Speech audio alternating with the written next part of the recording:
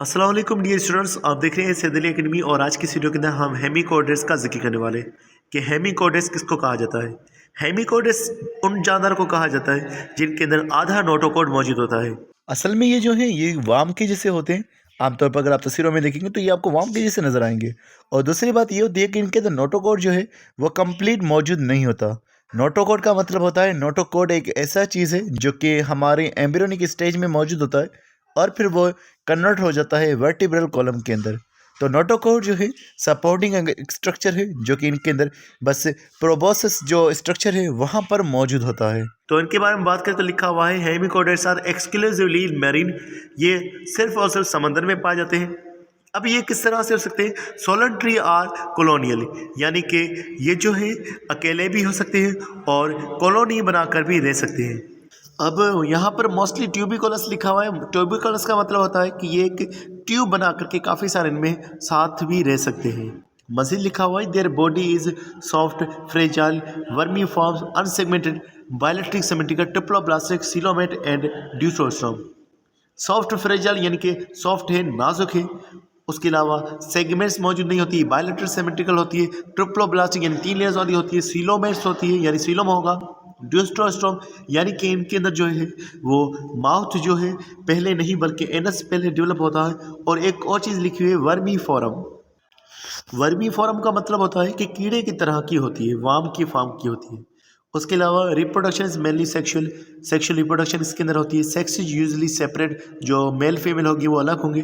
Fertilisation is external, fertilisation इनके अंदर भी एक्सटर्नल होती है। उसके अलावा डेवलपमेंट डायरेक्ट और indirect with free swimming tornaria larva.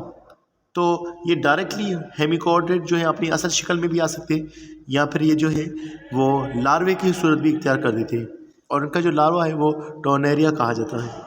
उसके अलावा बात करें इसके कैरेक्टरिस्टिक्स के हवाले से तो डाइजेशन के बारे में लिखा हुआ है digestive system complete with mouth and anus, mouth और एनस दोनों मौजूद होते हैं। रेस्पिरेशन की बात करें तो लिखा हुआ है गैस्ट्रिक ड्रोसोलेटरल फ्रेंजिल गिल्स, यानी कि डोर्सल साइड पर साइड से इसके कुछ गिल्स के जो है वो ओपनिंग्स होती है जिन्हें फ्रेंजिल गिल्स कहा जाता है।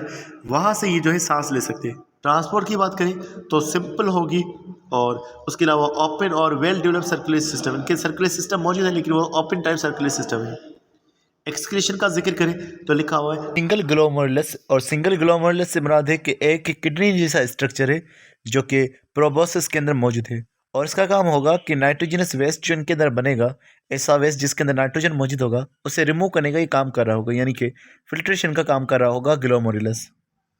नर्वस सिस्टम का बात करें तो लिखा हुआ है nervous system consisting mainly of sub epidermal nerve plexus and dorsal collar nerve cord.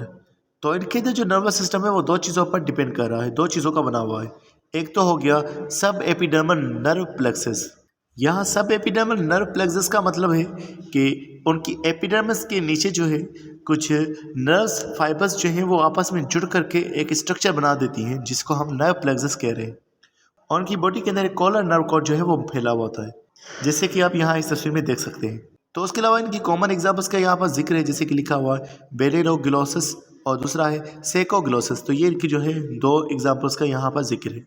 तो डियर स्टूडेंट आज के बस इतना, नेक्स्ट वीडियो के अंदर इंशाल्लाह कोऑर्डिनेट्स को जिक्र करेंगे। तो मिलते हैं नेक्स्ट वीडियो, तब तक बहुत सारा ख्याल रखिएगा। अस्सलाम वालेकुम।